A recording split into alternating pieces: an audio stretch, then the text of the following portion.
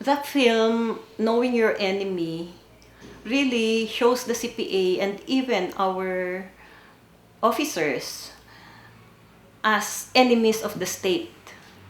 And this causes them to be included in the order of battle because such is the strategy of Oplan Bantay Laya 2, where no differentiation is made between armed combatants and open legal personalities.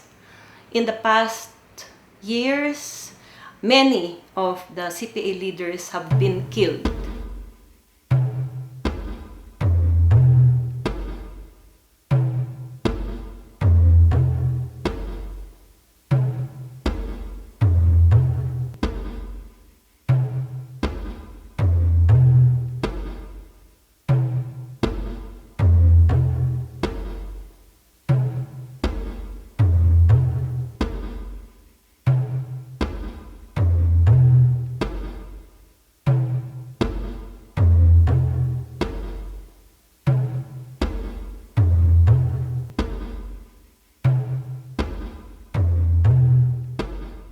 By all accounts, these extrajudicial killings and enforced disappearances have been done by active agents of the state or military forces.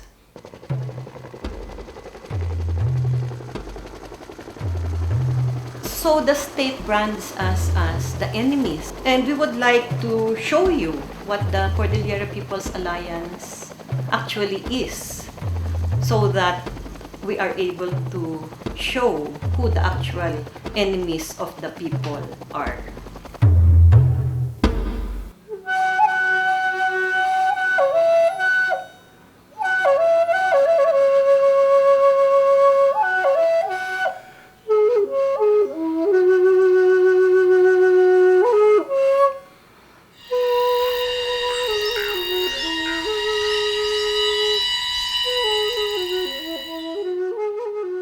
The birth of the Cordillera Peoples Alliance for the Defense of Ancestral Domain and Self-Determination 25 years ago traces back to the embryo planted in the hearts of a resisting people in the late 70s during the U.S. Marcos dictatorship. In recent Philippine history, one, if not the most vivid example of a valiant and sustained local people's resistance and struggle for indigenous people's rights was that of the Kalinga and Bontoc tribes against the World Bank-funded Chico River Dam and the Tingians of Abra against the Celluphil Resources Corporation in the 70s. We are not bangos, we are not fish, so we will be submerged if this will happen. So, in short, people fought. I mean, delegations to Malacanang, those were done, and protest, rally there, rally here, and then of course, some of the people had to get their spears and bolos and went up to the mountain, and accordingly, parang it created the situation that they should be there and help guard the dam so that they will not prosper. When I arrived here as a young priest in the 70s, around 1976, Abra was my first assignment. And the first thing that I heard when I arrived here was the issue of the Celluphil Resources Corporation and Cellulose Processing Corporation, I think CRC and CPC. So altogether, these two corporations or companies, these would eventually be involved in processing pulp. The Chico Dam would have inundated villages of the people, while the CRC, a paper and pulp processing plant, would have ravaged vast portions of the Tingians' ancestral land in Abra and contiguous areas of Mountain Province and Kalinga.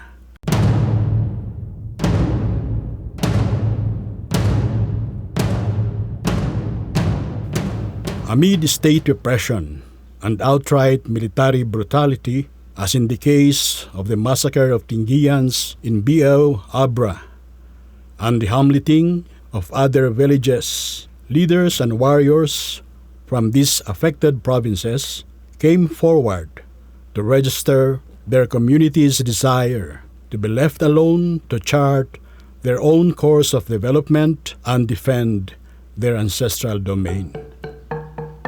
Taking up arms in defense of their villages was a logical recourse for a people who had exhausted peaceful methods to seek redress of grievances, but were instead met with unbridled militarization. Hanmat nga dakas titak-dakter tayo. Nya ngamin titakder yun. Apay nga da kayo, Ani kayo ti Pilipil bakol. Awan mo ti ani kada kami nuwagay ani. Nan ngamin adimilay din. Minas, laging dam. That's all. Siyempre, uray pa no as nan progresuan nyo ay soldado kataapan nyo matano penti tao. Uray no maiwad armas. Makilaban da, waday sanggap, waday tubay. Community meetings and budongs or peace pacts galvanized the people's solidarity and resolve to fight as one. To strengthen resistance against the dam, we decided to form an alliance of what they call the Bontok Kalinga Bodong Holders Association. They were not alone in this fight. Thereafter, their protest and defiance gained support and admiration from communities, both local and national, and even countries near and far. One of the brave leaders of the Chico Dam struggle was Makliing Dulag from Kalinga, who articulated his people's determination not to sell out their patrimony. Makliing's bold leadership was blasted in cold blood by murderous soldiers of the Marcos regime in April 1980. His death was mourned by the entire Cordillera and awakened a country to the meaning of national oppression. Moreover, this did not intimidate indigenous opposition to development aggression. Makliing's death since then has been commemorated along with other martyrs who have given up their lives in the pursuit of the struggle for self-determination as Cordillera Day. One of the visible manifestation of people's solidarity was the building up of local solidarity groups in the various communities, especially the elders and peace pact holders, which was participated by other elders from the different provinces in the Cordillera. And these are also the association which would eventually coalesce with opposition groups and elders directed to CRC and the Chico project. The Chico and Silupil struggles were great learning experiences, and the concepts of ancestral land and self-determination became concrete realities for the indigenous people. I believe this would be the greatest contribution of these two struggles. Not only for the Cordillera people, but even for the national understanding of indigenous peoples, and even across the seas. Because it will be proven later on, after the so-called post-CRC and post-Chico struggle, that the Cordillera people, especially the progressive movement, contributed a lot to the definition of indigenous people's rights worldwide. The state's blatant disrespect for the people's right to their resources and environment would manifest again with the government's persistence to open the Batong Buhay gold mines in Kalinga in 1983 through government and corporate collusion. These acts of transgression on the indigenous people's life and resources was even compounded with the state's utter disregard for indigenous culture as it tried to portray this in the very commercialized and bastardized Grand Cañao Festival held for a couple of years in Baguio City. It was eventually discontinued owing to criticisms and political actions launched by activists. On the other hand, there was a revival of traditional cultural forms.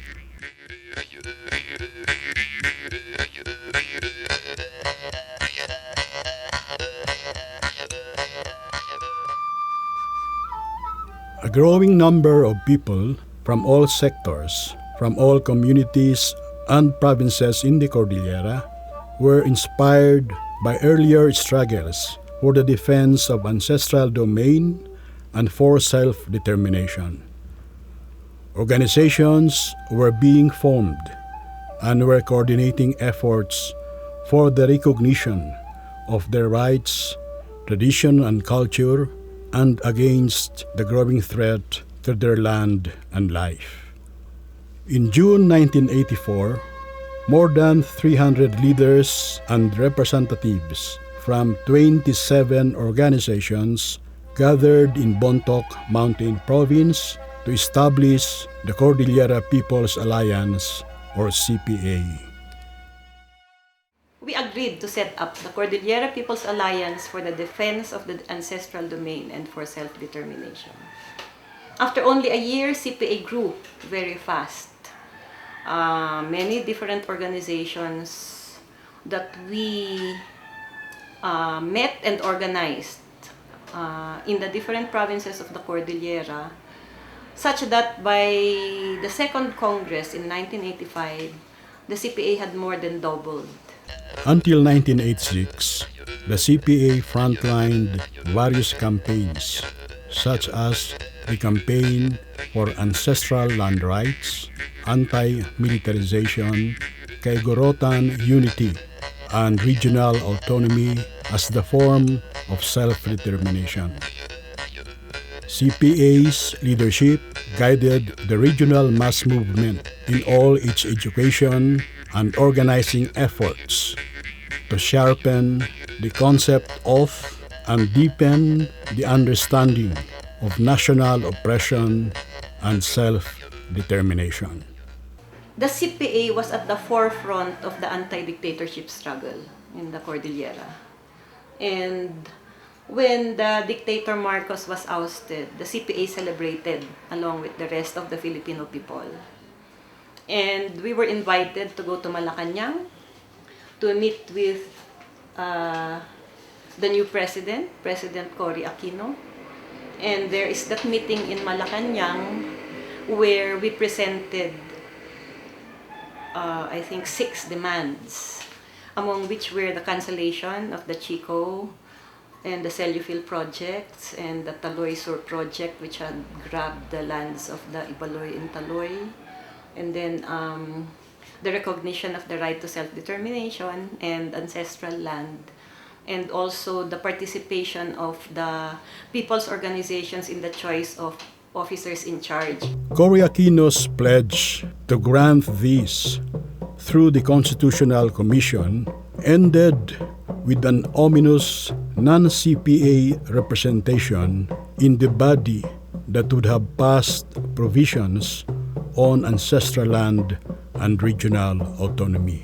It is ironic that it was during the Cory years that the most difficult years of the CPA happened, while the rest of the world was recognizing her as an icon of democracy. When she went into the SIPAT with the Cordillera Peoples Liberation Army, she gave them license to lord it over the Cordillera, and they killed among the top leaders of the Cordillera Peoples Alliance and our organizers, Ama Daniel Ngayaan, who was then chair of the Cordillera Budong Association and vice chair of the Cordillera Peoples Alliance, Romy Gardo, our organizer in APRA, to name a few. The CPLA openly claimed that they had murdered these CPA leaders, and yet the Cory administration did not punish them for this and instead allowed them to rule over the Cordillera by the establishment of the Cordillera Executive Board and the Cordillera Regional Assembly. The Cordillera Budong administration, the organization of Conrado Balweg, they allowed them to be the new bureaucrats in the Cordillera by virtue of Executive Order 220. Meanwhile, CPA successfully lobbied for the inclusion of the Cordillera Peoples' right to regional autonomy in the Philippine Constitution of 1987. However, the Organic Act approved by the elite-dominated Congress, the enabling law that would have created the Cordillera Autonomous Region, did not embody the substance of self-governance and indigenous peoples' control over their resources.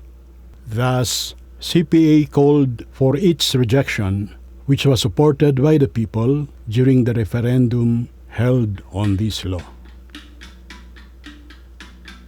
From 1988 to 1993, the CPA had to grapple with organizational problems resulting from Balweg's split and his eventual distortion, misrepresentation, and misappropriation of historical facts and events. His analysis of the Cordillera as a separate nation governed by the Budong system and his proposal for secession and federalism as the forms of self-determination failed to model CPA's correct analysis of Cordillera society.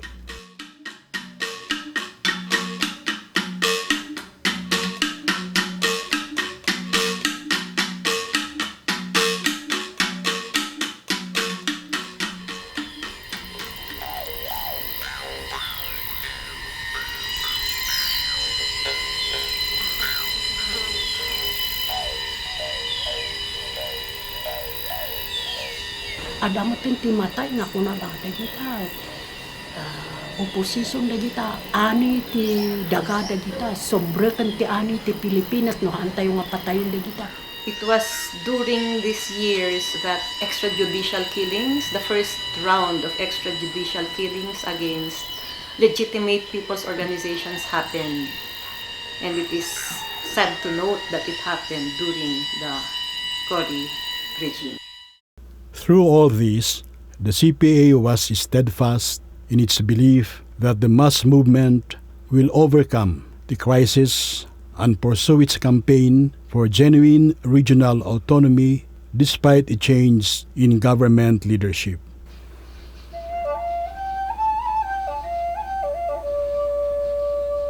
With renewed vigor and unity after organizational revival, the CPA led a campaign for the people's rejection of both plebiscites in 1990 and 1997 for a bogus regional autonomy. The people's verdict clearly proved the inutility and bankruptcy of the government's regional structures that were merely breeding grounds for graft and corruption.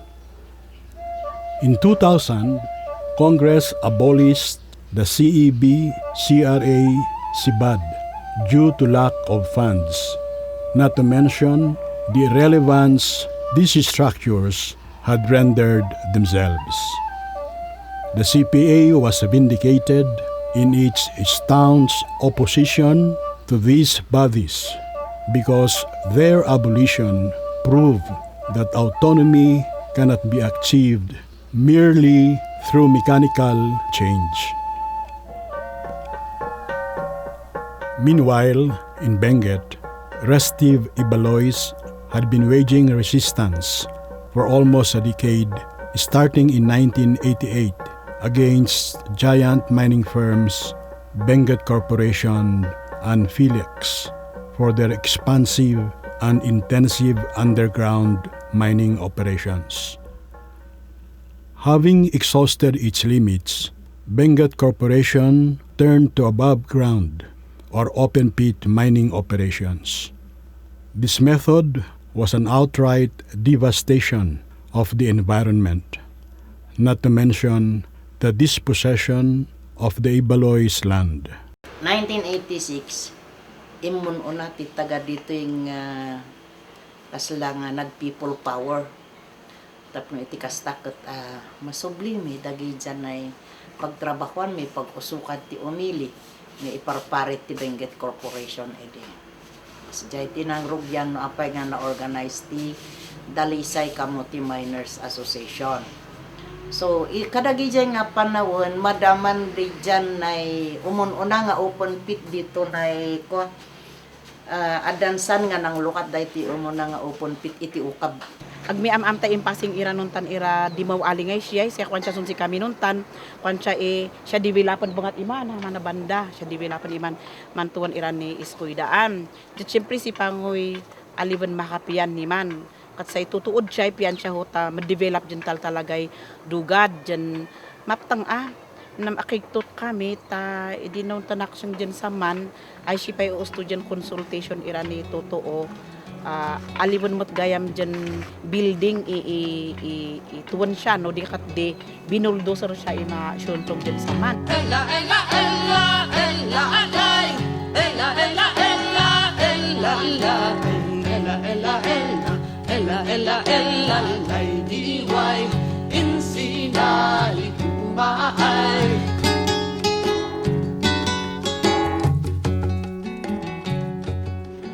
Naimbag ta kasinan ako shows wara irejay dyan community organizers ngay namely hadya ira MCDC through irejya CPA. Iso nga sa impasing siya no man si kami apang do inorganize siya iray totoo wara iray organization dyan inorganize siya ni women's ni aanak putan ira ng kadakay tandihul dyan community organization. So sa impasing siya no man si kami man sa kami may kalabos tag mayor amta sa kwan may katalagan jaban dyan sa man ipasing me nam idiman kwan siya naman ni panhinay-hinay kayo masapul dyan asyalan jo usto dyan madagka. Namsay panmayatan tunod tanon ta during ni barikada mi dyan sa man undaw malari bulldozeran siya kal iray military dyan dimaw indugan siya iray totoo iso nga nun tan sitan kwang ko at tiyo undaw ka ti dyan amin jutsu ta sa kaya angkal mi dyan aman pat si umato nun tan niya nun tan unanto siya kal iray to dyan abulag dyan sa man kain mayangat yang kayang tuyo taktot in stop to so ta bulldozer utan ngo ira aanak tanutan ira ng kabakol na ugip kami no takat-an ini bulldozer wara pa uta bang kay anak kay babadig ikasto kang kuno man ni pangaran munto itan ni barikada. In 1996, Benguet Corporation halted its open pit mining operations, but with serious and irreparable damage to the people's land and livelihood. Years later, the same corporation would venture into bulk water project through the privatization and monopolization of Itogon's water resources, with the open pit as a water reservoir. Resounding protests led by the CPA in close alliance with local government officials and the Tongtongan Tiomili-led pro-consumer movement stalled the implementation. While the CPA had recovered its bearings, Fidel Ramos's Philippine 2000 Medium-Term Philippine Development Plan reared its ugly head in the Cordillera through the implementation of the San Roque Multipurpose Dam Project.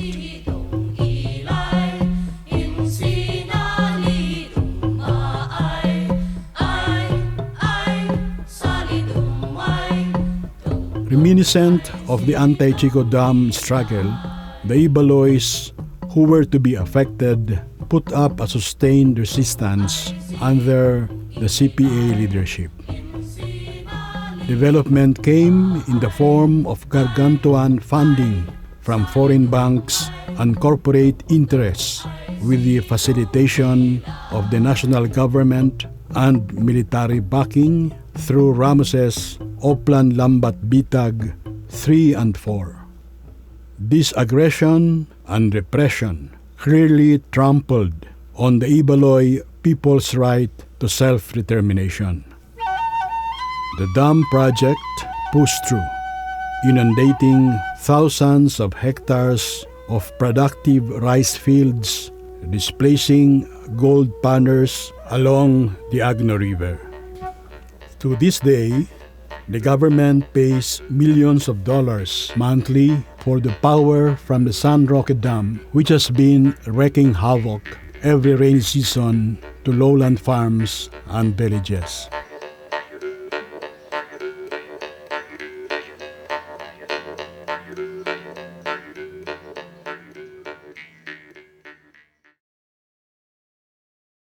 The Estrada administration fared no better than the previous one. It sought to carry on development that spelled disaster for the Cordillera people. The CPA and all its allied organizations were at the forefront of the campaign to oust Estrada, who tried to bleed the country dry with his plunder of the national coffers and corruption in all levels of his administration. I recognize that making any such call was a lapse in judgment. I am sorry. Gloria Macapagal Arroyo's almost 2 presidential terms during the past decade plunged the nation in a quagmire of poverty and a corrupted bureaucracy. Her regime left a trail of blood where a culture of impunity allowed the commission of extrajudicial killings, enforced disappearances, and gross human rights violations by her minions amid resistance and dissent. In the Cordillera, her regime pronounced deeper and more aggressive intervention in the ancestral domain of the indigenous people. The Lipanto Consolidated Mining Corporation is one seemingly unsinkable mining giant that has existed for more than half a century in Mangkayan, Benguet. The Arroyo government remains indifferent to the people's opposition to Lipanto's unabated expansion projects and the extent of destruction it has caused both to land and water resources. The CPA insists that the primary issue is the continued denial of the people's right to their land and livelihood, while Lipanto is granted limitless access to resources both under and above ground. It has been repressive of workers' demands for just wages and humane working conditions. The people's swelling anger and defiance erupted with the workers' strike in 2003 with strong and sustained community and CPA support. This long-drawn strike compelled Lipanto to give in to the workers' demands. Simultaneous with the clamor for Lipanto's closure, the CPA initiated the formation of the Save the Abra River movement, or STARM, to address the environmental and health issues brought about by Lipanto's operations.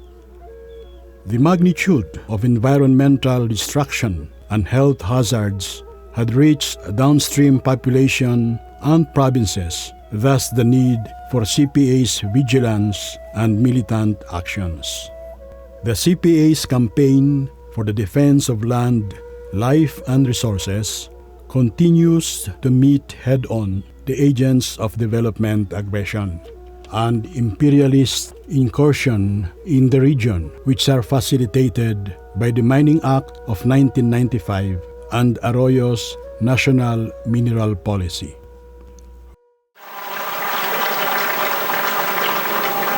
To our friends and neighbors around the world, we are ready to take our place as a reliable member of the community of nations. A nation serious about its commitments and which harmonizes its national interests with its international responsibilities. We will be a predictable and consistent place for investment.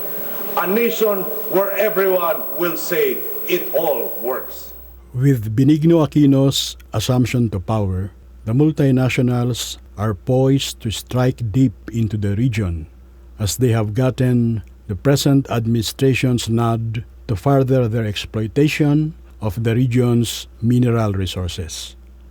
Countering this onslaught of development aggression while suffering government neglect, the communities in the Cordillera have been benefiting from the CPA's network of program implementation of socio-economic and sustainable projects to alleviate their economically backward condition.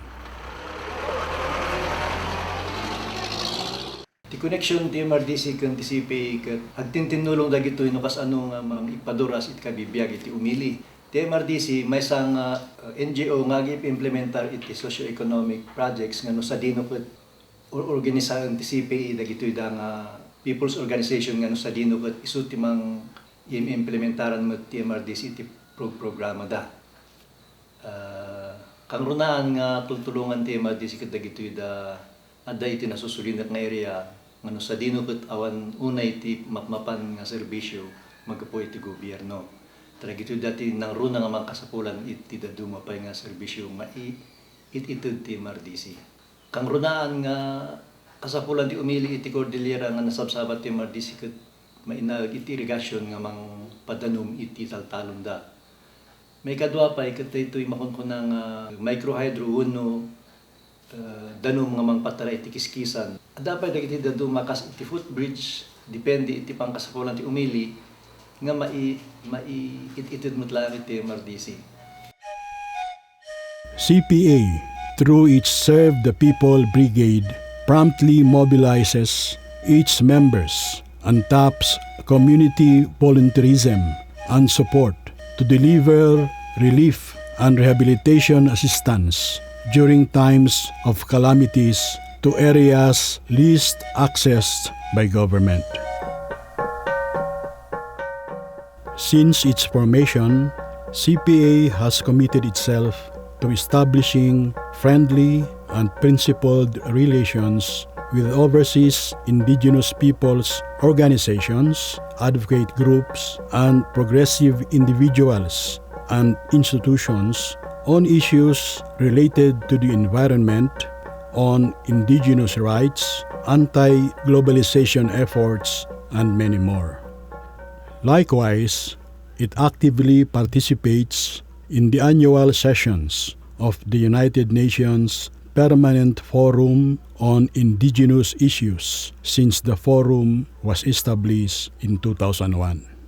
Clearly, all past and present regimes perpetuate national oppression of the indigenous people of the Cordilleras. Kayo ang boss ko. Kaya't hindi maaaring hindi ako makinig sa mga utos ninyo. They are consistent in as far as regarding the ancestral domain as resource base and wells of profit, thus the non-recognition of ancestral land rights. They have adopted the policy of development aggression at the expense of the indigenous people's life and livelihood. All these acts of oppression against the people are brutally facilitated through militarization in both urban centers and the countryside, through the continued implementation of Oplan Bantay Laya. The high concentration of government troops augmented by the CPLA and corporate armed personnel is telling of the state's policy direction towards ethnocide in the Cordillera. The CPA, however, is undaunted. The CPA knows its history well. It has drawn precious lessons from the long an arduous people's struggle. The enemy has evoked from the people the will to resort to legal, meta-legal, and even extra-legal means to deliver the point of contention. And as it raises high its banner, the CPA forges solidarity with all oppressed sectors in the country and overseas as well. The indigenous people and other oppressed sectors in the Cordillera find their voices through the movement for change, and the state brands them as the enemy. How can the people be their own enemies? The CPA will continue to play its historical role of arousing, organizing, and mobilizing the indigenous people to unite and defend life, land, and resources at all costs, and until the aspiration for self-determination and national democracy is finally achieved.